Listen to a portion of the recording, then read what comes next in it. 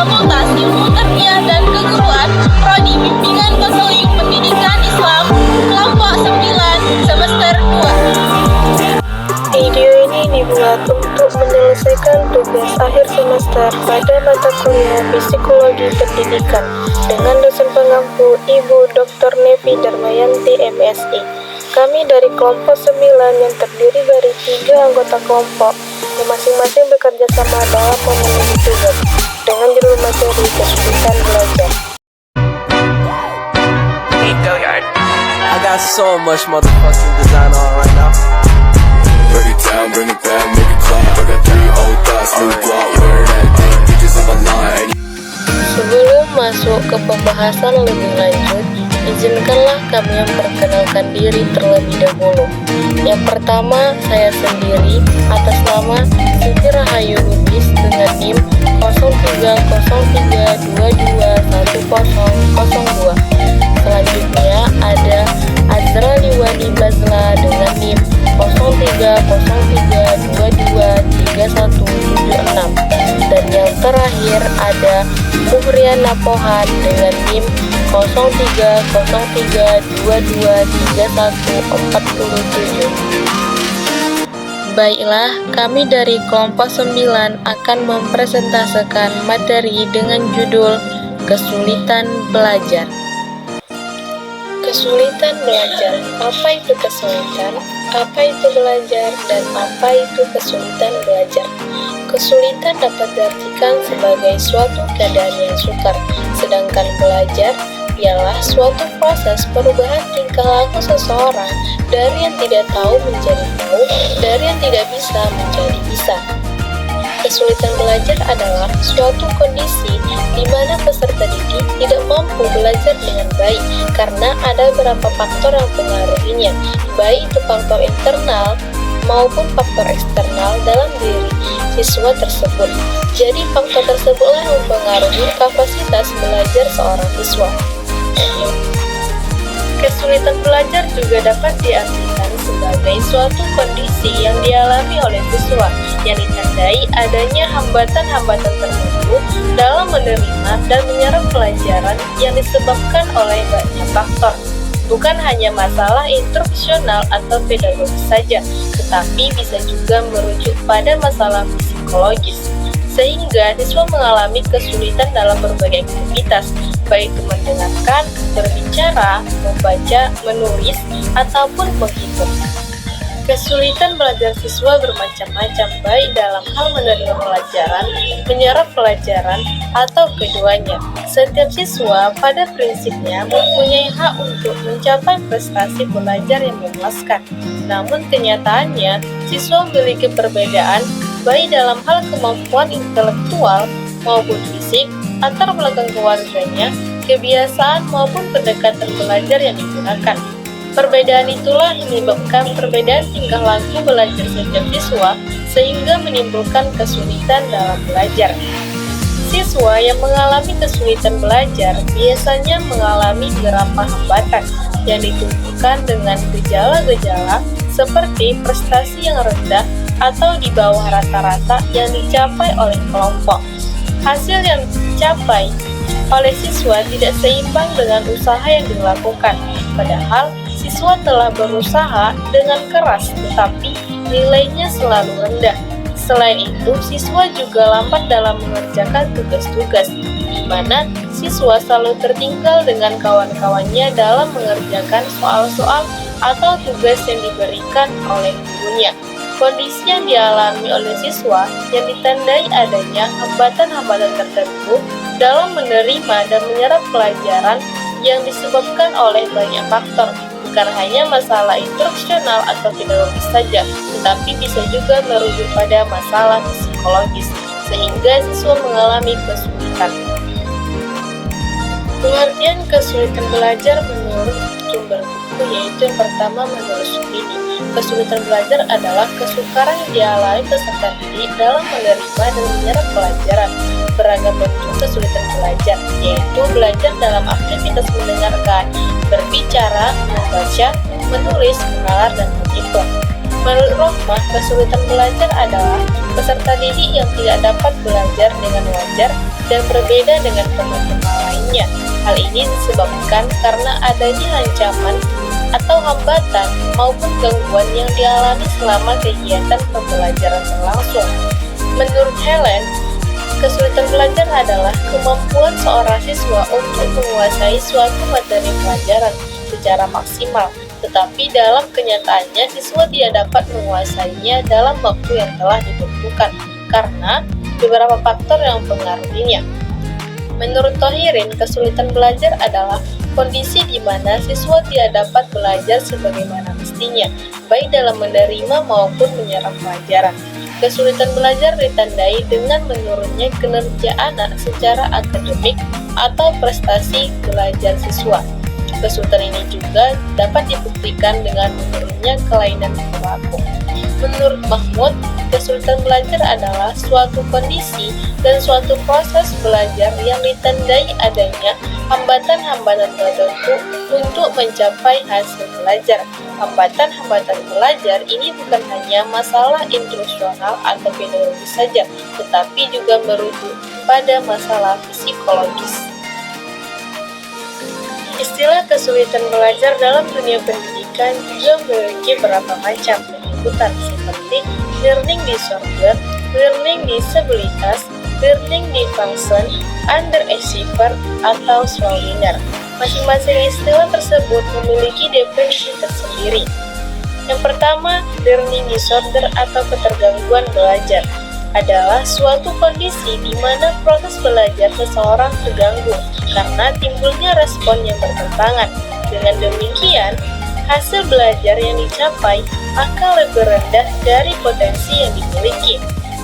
Yang kedua, learning disabilitas atau ketidakmampuan belajar adalah ketidakmampuan seseorang yang mengacu kepada gejala di mana seseorang tidak mampu belajar atau menghindari belajar, sehingga hasil belajarnya di bawah potensi intelektualnya.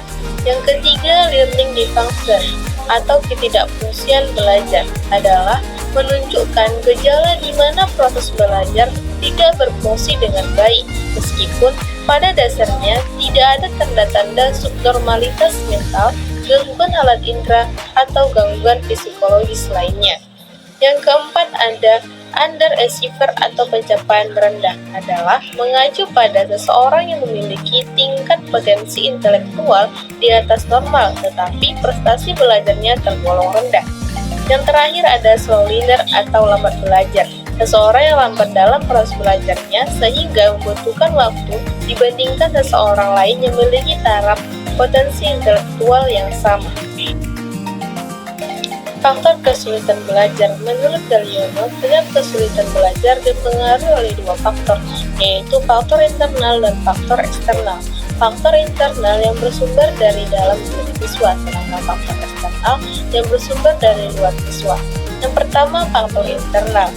Faktor ini meliputi faktor psikologis, yaitu faktor yang bersifat fisik.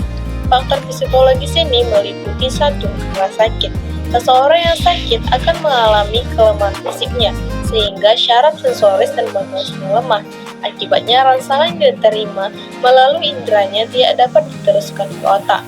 Dengan demikian, daya tangkap siswa akan berkurang dan menyebabkan prestasinya rendah. Yang kedua, karena kurang sehat.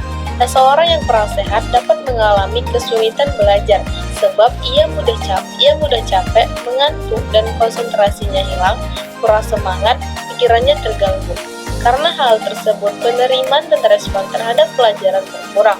Saraf otak tidak mampu bekerja secara optimal dalam memproses, mengelola, menginterpretasi, dan mengorganisir materi pelajaran melalui inderanya, sehingga ia tidak dapat memahami makna dari materi yang diterima.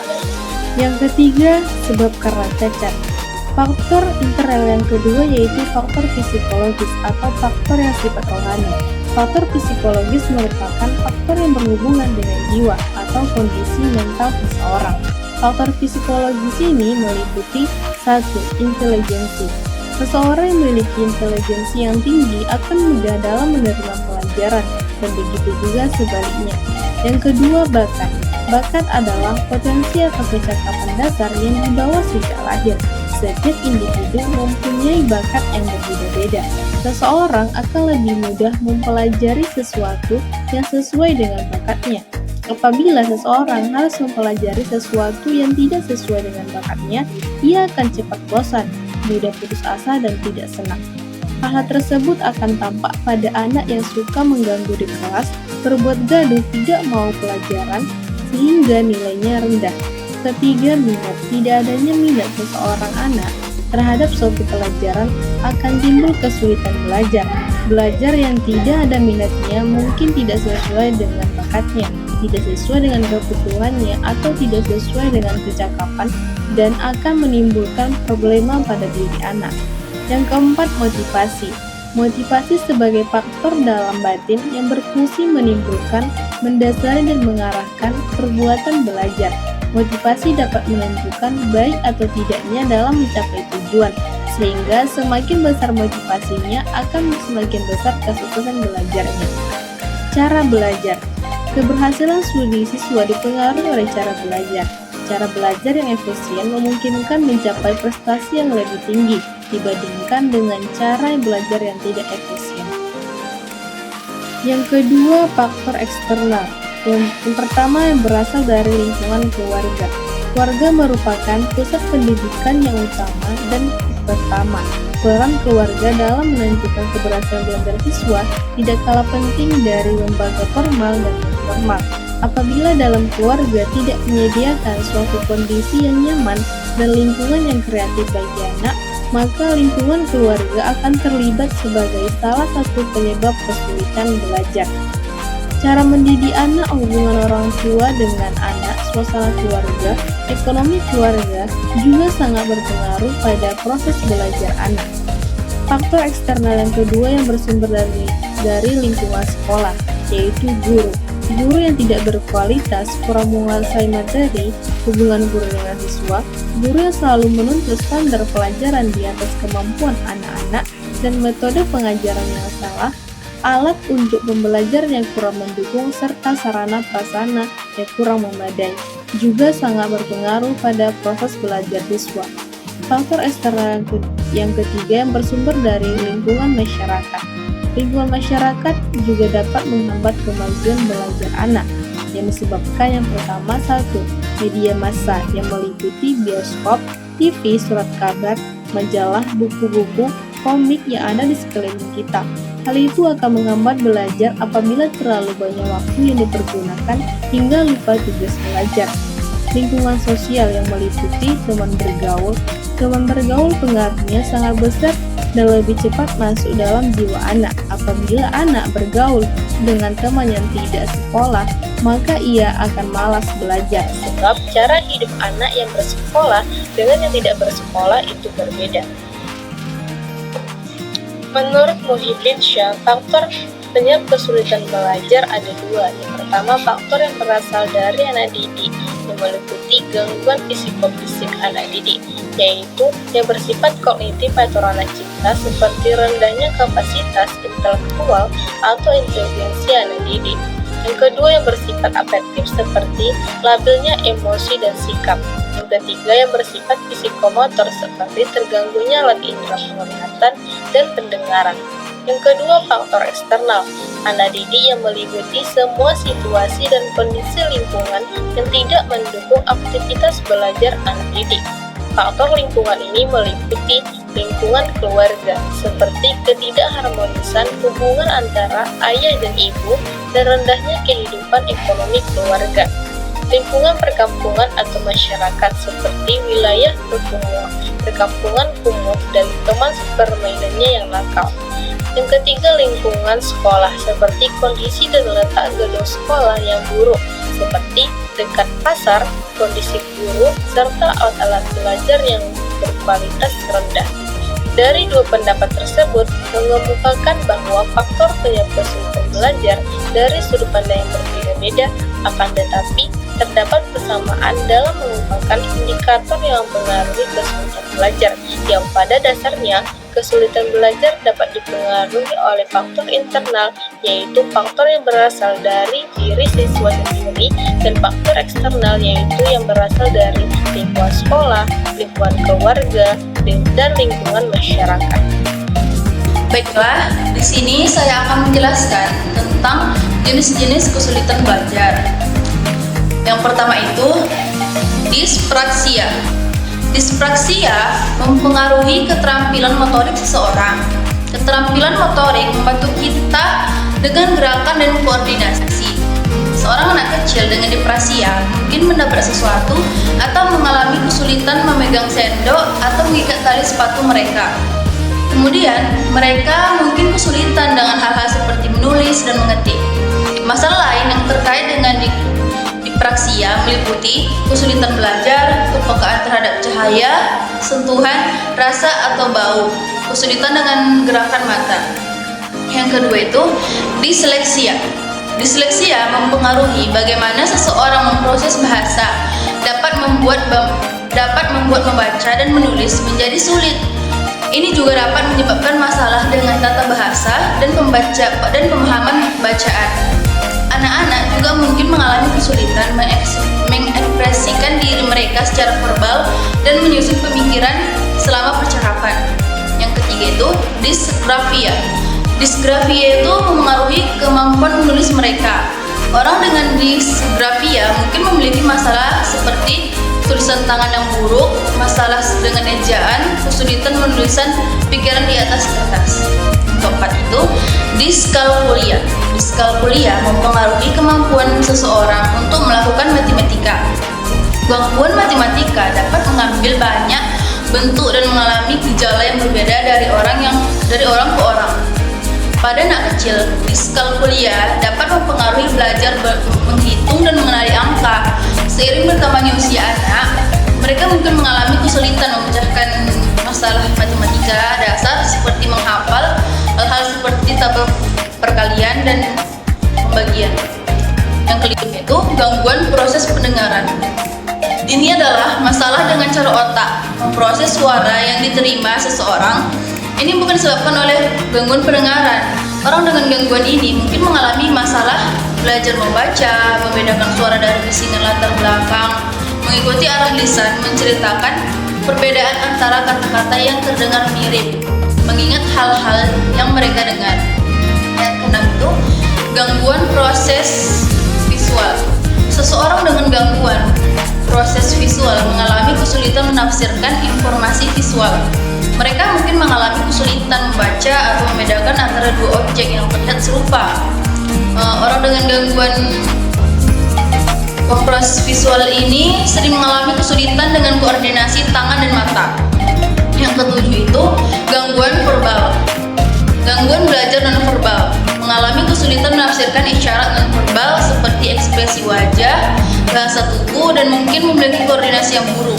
Yang kedelapan, defisit pemahaman membaca spesifik. Ketidakmampuan belajar yang mempengaruhi pemahaman individu tentang apa yang mereka baca atau bahasa lisan. Kemampuan untuk mengekspresikan diri dengan bahasa lisan juga dapat berpengaruh. Dan selanjutnya, saya akan menjelaskan tentang karakteristik kesulitan belajar.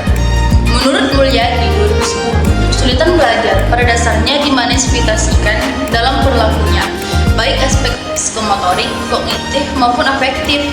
Beberapa perilaku yang merupakan manifestasi gejala kesulitan belajar sebagai berikut.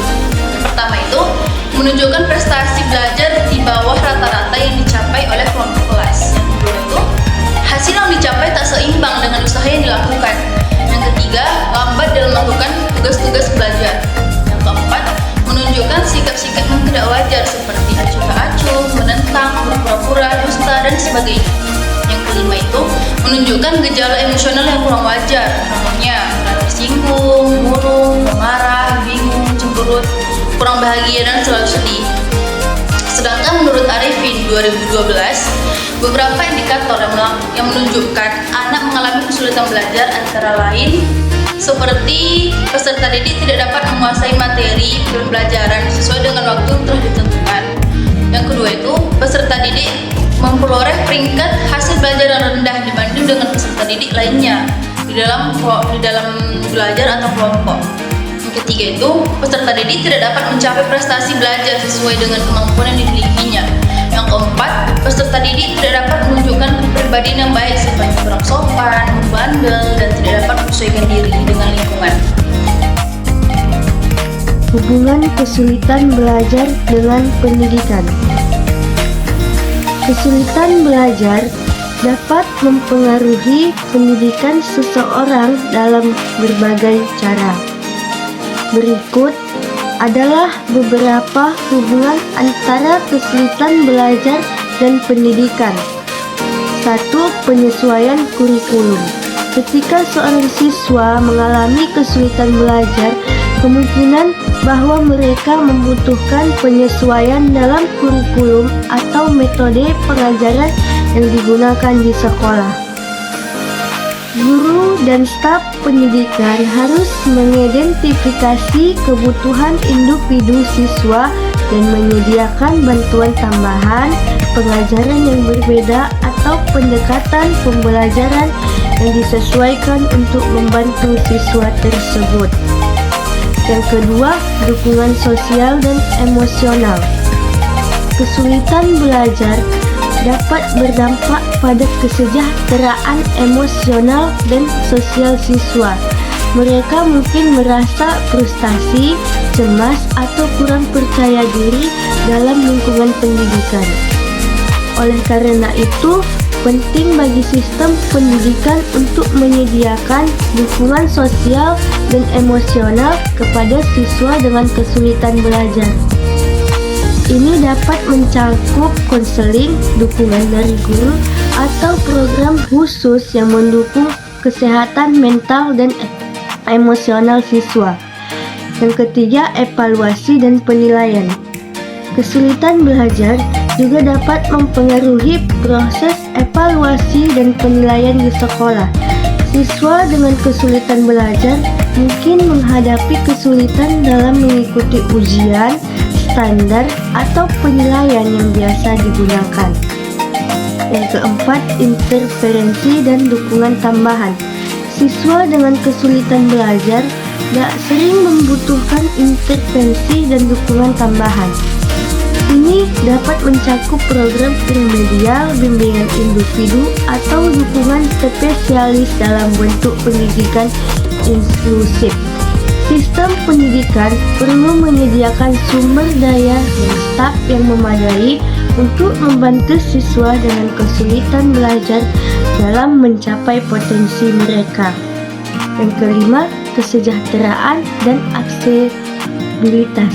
Salah satu tujuan utama pendidikan adalah memberikan kesepakatan yang setara bagi semua siswa untuk belajar dan berkembang. Namun, kesulitan belajar dapat mempengaruhi aksesibilitas siswa terhadap pendidikan yang setara. Penting bagi sistem pendidikan untuk memastikan bahwa dengan siswa kesulitan belajar memiliki akses yang sama terhadap fasilitas, teknologi, dan sumber daya yang dibutuhkan untuk belajar. Dalam rangka menciptakan pendidikan yang inklusif dan berkelanjutan, penting bagi pendidikan untuk mengakui dan merespon keberagaman kebutuhan belajar siswa, termasuk mereka yang mengalami kesulitan belajar. Dengan menyediakan penyesuaian, dukungan, dan sumber daya yang tepat, pendidikan dapat membantu siswa dengan kesulitan belajar untuk mencapai potensi mereka dan sukses dalam lingkungan pendidikan. Kesimpulannya, kesulitan belajar ialah suatu keadaan di mana anak didik tidak dapat menyerap pelajaran dengan sebagaimana mestinya. Faktor yang mempengaruhinya terdiri dari faktor internal dan faktor eksternal. Dalam rangka menciptakan pendidikan yang inklusif dan berkelanjutan, penting bagi pendidikan untuk mengetahui dan merespon keberagaman kebutuhan belajar siswa, termasuk mereka yang mengalami kesulitan belajar. Dengan menyediakan penyesuaian, dukungan, dan sumber daya yang tepat, pendidikan dapat membantu siswa dalam mengatasi kesulitan belajar untuk mencapai potensi mereka dan sukses dalam lingkungan pendidikan. Sekian video dari kami, mohon maaf apabila ada kesalahan dan semoga bermanfaat. Jangan lupa subscribe.